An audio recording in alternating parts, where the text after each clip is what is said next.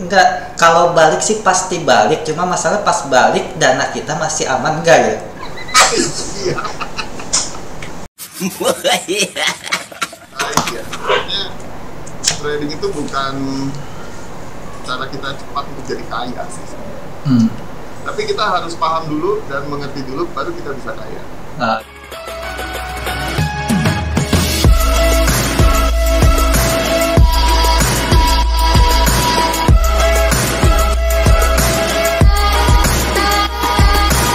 Tapi itu yang layering itu kan sebenarnya yang ditinggalin cuma yang pucuk aja gitu. Yang pas harga naik dia buy, dia sell itu di close semua kan. Ditinggalin pucuk aja. Iya kan, berarti kan apa ya? Risikonya sebenarnya gede ya. Terus rewardnya juga jadi makin lama makin kecil, makin lama makin kecil, makin jauh gitu kan. Yang pasti menurutku layering yang banyak dipamer-pamerkan di media sosial tuh entry-nya nggak tepat gitu. Kenapa nggak tepat?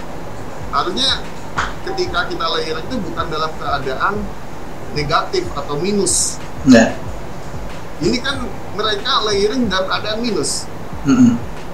Udah minus, open lagi posisi yang sama, tambah minus lagi, open lagi minus lagi, open lagi minus lagi gitu kan. Pertahanannya juga makin kurang kan jadinya seperti itu. Iya. Seharusnya kalau layering itu harus yang ketika kita votingnya positif, sudah biru dulu, dan kita akan layering ketika harga pullback. Di situ kita akan entry lagi, menambah posisi lagi. Ini yang benar. Sama ini mereka yang layering kok aku lihat ngasal gitu. Jadinya udah dia open di sini, dia open lagi di bawahnya lagi, open lagi di bawahnya lagi gitu. Dan seterusnya gitu. Padahal teknik layering kan nggak seperti itu. Nah, itulah maksudnya kesalahan-kesalahan yang terjadi di trader pemula. Nah, seperti itu. Itu akibat dari apa sih mereka bikin kayak gitu? Ya, karena diajarinnya kayak gitu. Karena yang dilihat kayak gitu ya di TikToknya gitu. Iya.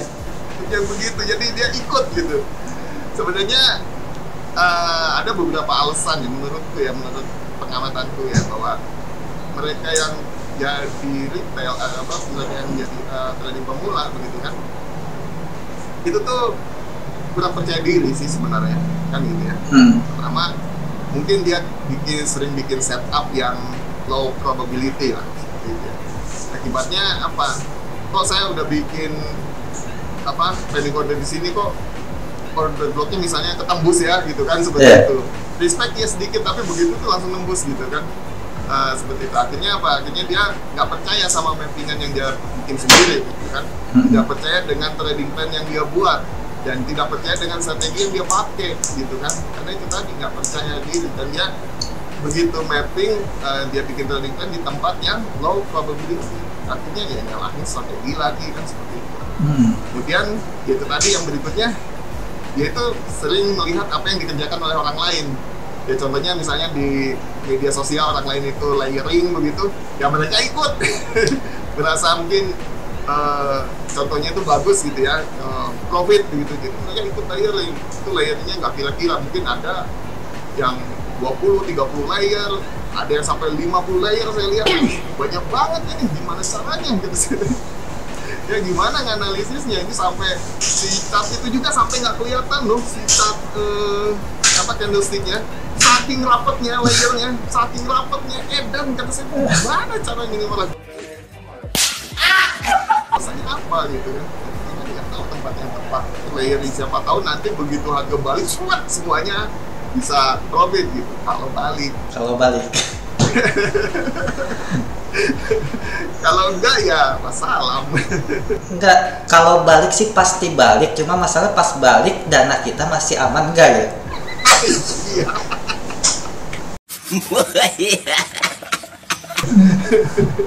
Jangan dana Anda tidak cukup. Iya, giliran kita udah MC dia baru balik gitu, nyesel 2 kali kan? Itu sangat menyakitkan gitu. Seperti itu. Ya jadi dia melihat apa yang dikerjakan oleh orang lain ya, orang lain layering ya ikutan layering lah seperti itu. Kemudian kalau kayak gini, kayak orang lain sudah entry kok dia belum entry ya gitu. Jadi kan kayaknya panas nih, harusnya dia disiplin ya. Jadi gue nggak entry, nanti aja gue entry-nya gitu kan di tempat yang udah gue set up. Tapi orang lain tuh pamer-pamer, bikin panas kan. Ini loh aku udah profit loh gini, wah hebat gitu kan. Ini loh aku entry udah 5 kali gitu kan. Ya apa yang salah, tidak pemerintah yang benar gitu kan, kayak gitu kan. Jadi imbang, jadi ragu kan seperti itu. Kemudian akhirnya kepanasan lah gitu kan, melihat orang lain entry, akhirnya kita jadi emosional gitu, gue mau entry juga gitu kan, barangkali gue yang salah gitu, begitu kan, karena orang lain kok entry udah pada profit gitu, begitu dia entry, tuh harga udah di ujung, udah di ujung kan gitu kan, harusnya dia nunggu di sesuai dengan trading plan, akhirnya ke floating kena SL, akhirnya strategi lagi yang disalahkan kan begitu. Itu penyebab trader-trader pemula itu melakukan kesalahan ya seperti itu kan. Kemudian apalagi sih yang bikin trader pemula itu bikin banyak kesalahan, yang pasti satu lagi adalah over trading ya, tradingnya kebanyakan ya. Seperti itu. Jadi akibat dari kebanyakan trading kita jadi kurang fokus, kurang hati-hati ya, akhirnya FOMO ya, akhirnya SL lagi, dan akhirnya nyalahin lagi strategi.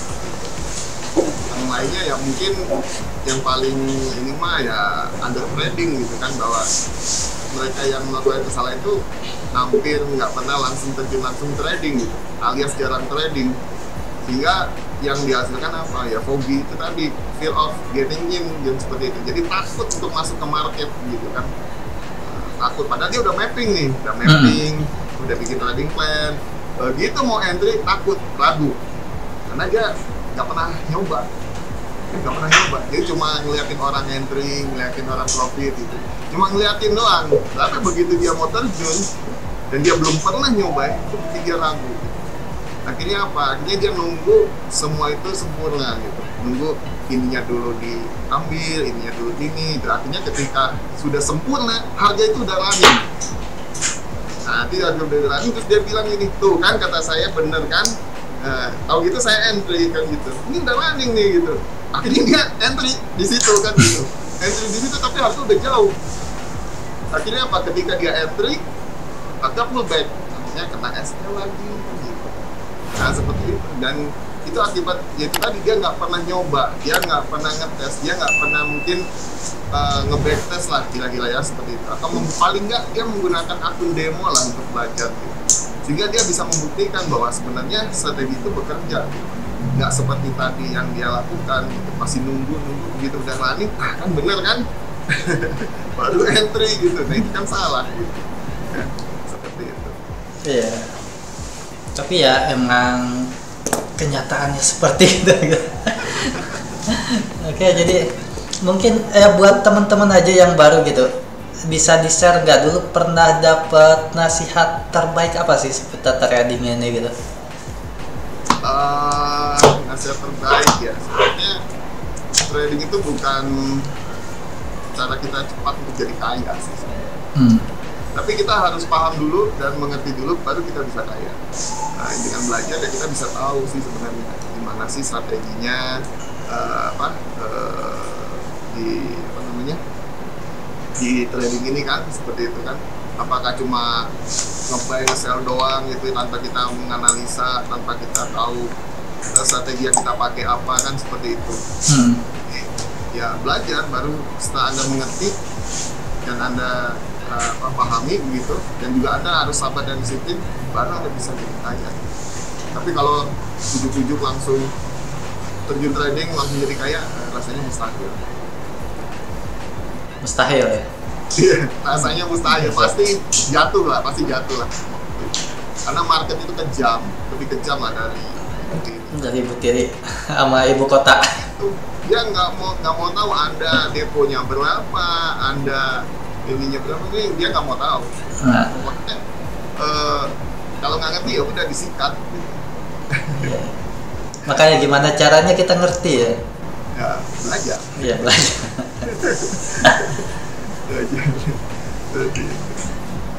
Oke, tapi balik lagi ke ini ya, regulasi forex gitu. Sebenarnya di Indonesia ini sudah bagus atau belum sih regulasinya? Ya sebenarnya sih bagus menurut siapa dulu ini.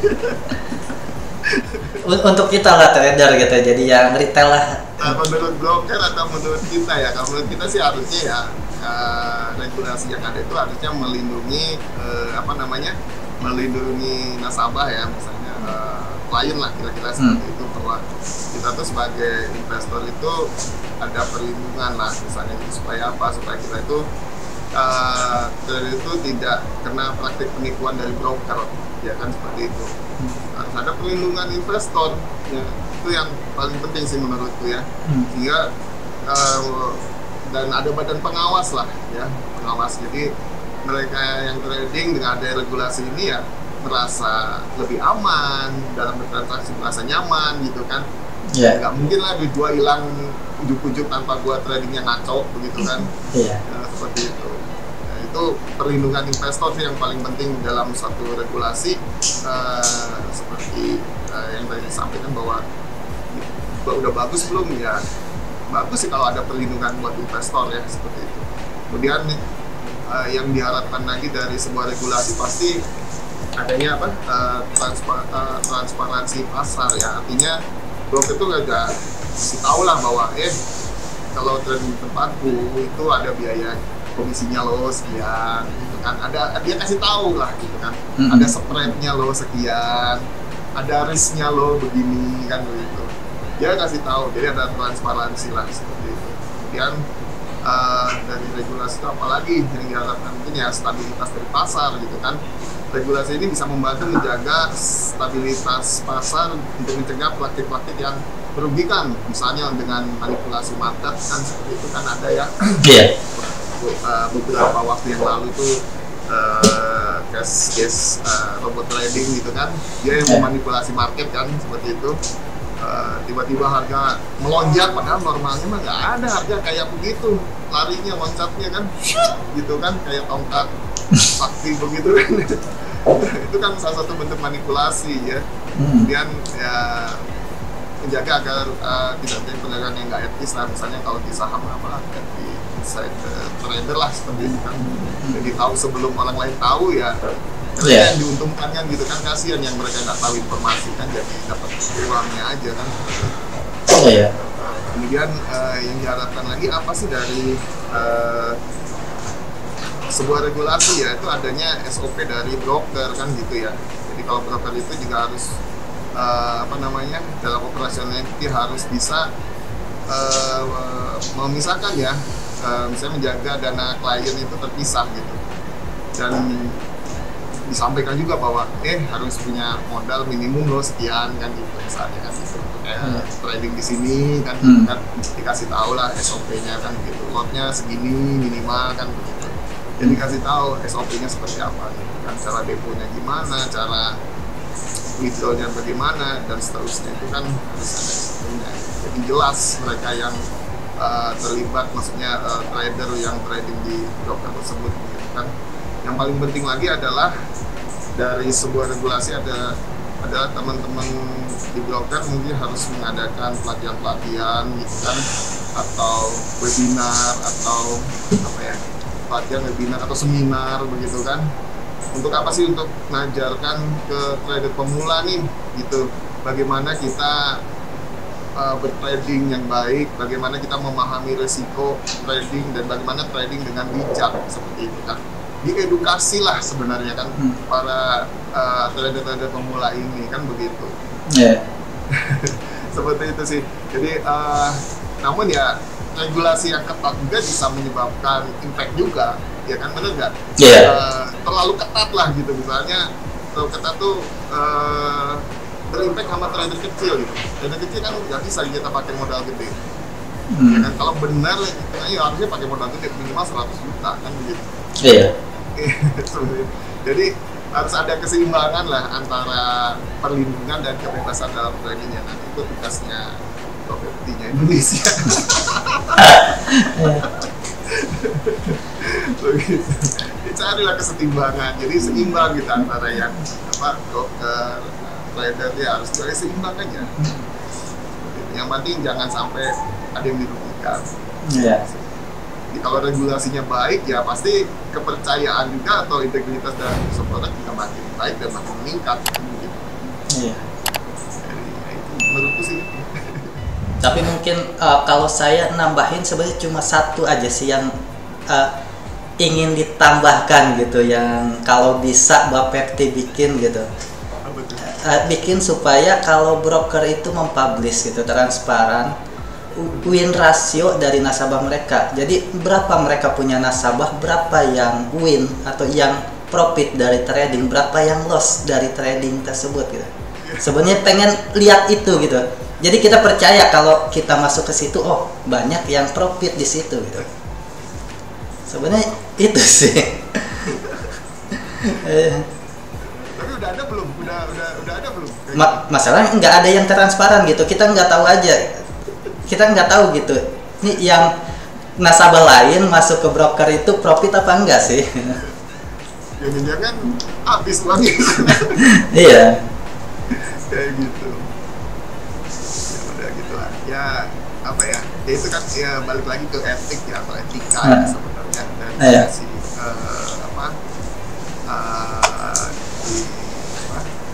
forex itu ya ada etik lah seperti itu. Ya, salah satunya kejujuran sih sebenarnya. Ya kan? Ya memastikan bahwa ya nggak ada penipuan atau nggak ada manipulasi di dalam trading ya kan begitu ya. Jadi ada praktek-praktek curang atau manipulasi harga market kayak kemarin dulu kasus dulu begitu kan seperti itu. Ya, kemudian ya itu tadi adanya transparansi itu penting gitu kan, orang bisa yakin bahwa ini broker ini jujur lah gitu, kira-kira seperti itu kan. Selalu menginformasikan ya terkait tadi biaya, risiko, strategi apa dan seterusnya lah gitu kan, sehingga ini bisa membangun kepercayaan pihak-pihak yang terlibat, baik broker itu sendiri atau si trader kan begitu. Yang pasti yang paling penting adalah brokernya harus bertanggung jawab. Iya kan, ya kan seperti itu. Trader juga bertanggung jawab, trader juga harus bertanggung jawab, begitu kan. Trader pasti bertanggung jawabnya apa? Lu kalau udah entry ya pasti tahu ya resikonya apa. Sampai bisa dana hilang kan begitu. Itu juga harus bertanggung jawab gitu sendiri. Sebagai trader gitu, jangan nanti nyalahinnya ke broker, brokernya begini, padahalnya dia yang salah kan begitu. Nah itu. Nah, terus kalau udah ada regulasi juga si broker juga harus mematuhi dong. Udah ada regulasi nggak mematuhi buat apa? Percuma juga. Ya, jadi ya tetap harus patuh lah sama regulasi yang diterbitkan oleh misalnya Bapepti ya, kita lah seperti itu kan. Kemudian mungkin ya hak-hak klien lah mungkin harus jangan dibully lah. Kadang-kadang kan orang, jadi kalau misalnya gini nih, kalau misalnya ada klien itu mau ngeklaim gitu sesuatu gitu kan ke broker gitu, ini ada yang salah nih dari kamu gitu kan, broker gitu kan, mana kan saya kan nggak salah gini, kan Anda yang salah gitu kan Anda yang mencet, Anda kan yang memutusin, Anda yang pokoknya Anda semua yang disalahin gitu. Jadi hak klien itu kayak nggak dihormati dan merasa bahwa dia mengeksploitasi kelemahan dari si klien atau si nasabah begitu kan. Pasti itu seperti itu. Jadi nyalahinnya ke nasabah, semua nyalahinnya gitu. Anda yang entry, Anda yang taruhnya, Anda yang ini gitu. Bisa nyalahin ke kita. Kayak begitu kan. Karena itu ya akibat itu juga sih sebenarnya mungkin juga ya karena tidak adanya edukasi ya kan gitu kan. Yang paling penting kan harus ada edukasi kan seperti itu. Jadi pihak broker gitu kan mengedukasi para trader-trader pemula supaya mereka paham bahwa ini trading itu ada resikonya gitu. Nggak seperti yang ada di YouTube atau TikTok gitu, nggak semudah itu. Nggak semudah itu Ferguson ya. Itu harus belajar dulu lah Anda kan gitu. Kalau udah bisa, baru Anda bisa jadi kaya. Tapi kalau belum bisa, ya boncos kan seperti itu. Belajar. Nah, seperti itu.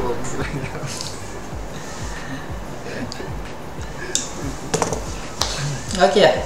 Jadi mungkin ya untuk pertanyaan selanjutnya gitu. Jadi mungkin ya ini antara keseimbangan ya antara kita trading sama hidup, menjalani hidup gitu sebenarnya.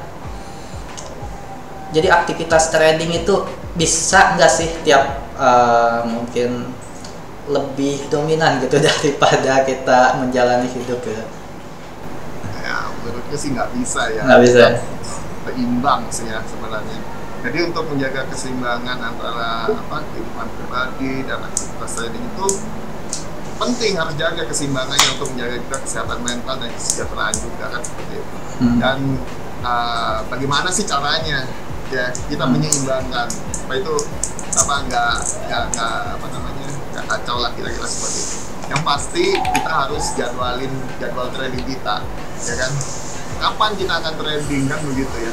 Ini harus dipatuhi. Misalnya kalau saya kan punya 3 sesi trading ya, misalnya sesi Tokyo, London ataupun New York ya, kita bisa di tiga-tiganya itu kita bisa trading. Tinggal pilih aja Anda mau tradingnya di sesi apa. Kalau pagi hari mungkin Anda bisa trading di sesi Tokyo, kalau mungkin siang hari kita bisa di London, atau mungkin malam bisa di New York seperti itu. Nah, tinggal pilih yang mana sih yang jadwal waktu kita untuk trading gitu kan. Jangan semua diambil juga.